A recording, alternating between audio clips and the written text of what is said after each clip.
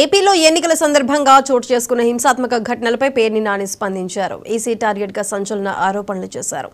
ఎన్నికలను ఈసీ అపహాస్యం చేసిందని మండిపడ్డారు. టీడీపీతో ఈసీ పొత్తు పెట్టుకున్నట్టు వ్యవహరించిందని ఆరోపించారు.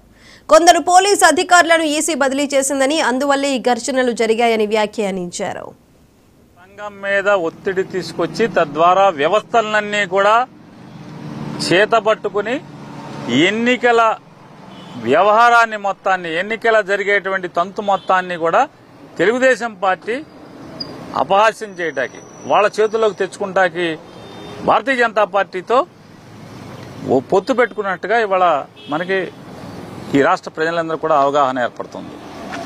ఇవాళ రాష్ట్రంలో ఏ మూల చూసినా కూడా తెలుగుదేశం పార్టీ దుడుకు చర్యలు, దుందుడుకు చర్యలు, దౌర్జన్య కాండలు చేస్తున్నంతసేపు పోలీసు వ్యవస్థ కళ్లప్పగించి చూస్తూ వారి జోలికి వెళ్లకుండా, కట్టడి చేయకుండా ఉద్దేశపూర్వకంగా తెలుగుదేశం పార్టీ వారితో లోబడిపోయి, లొంగిపోయి ఎక్కడన్నా వైసీపీ వాళ్లు తెలుగుదేశం చేసినటువంటి దాడులకి తిరుగుదాడి చేస్తుంటే, లేకపోతే ఆత్మరక్షణ కోసం వాళ్ళని కాపాడుకునే ప్రయత్నంలో తిరగబడుతుంటే మొత్తం వైసీపీ వాళ్ళందరి మీద కూడా తప్పుడు కేసులు కడతాం.